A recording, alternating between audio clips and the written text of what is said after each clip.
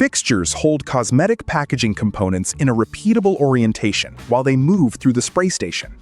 When reviewing a decoration plan, confirm which component surfaces receive the finish, which areas stay functional, and what approved sample will guide production. Before approving a coated packaging sample, compare the visible color and finish with your reference. Check the edges, openings, and functional areas, then record which physical sample is approved. A screen image alone cannot define every surface detail.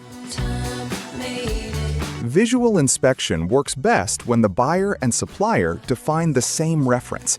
Identify the visible surfaces, color range, finish expectations, and issues that require separation. Keep the approved sample available where the parts are reviewed. Clean gloves help reduce fingerprints and handling marks on visible packaging surfaces. The operator still needs a clear, approved reference and defined inspection criteria.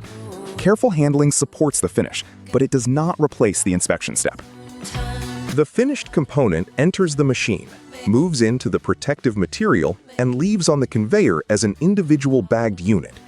Buyers should confirm the required bag, sealing method, quantity per carton, and any special surface protection.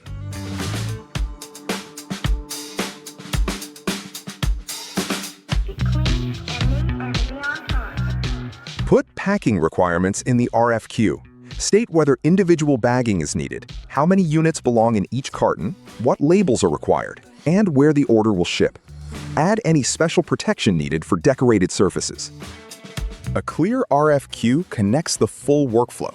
Specify the component, surface finish, approved sample, inspection expectations, protective packing, order quantity, and destination.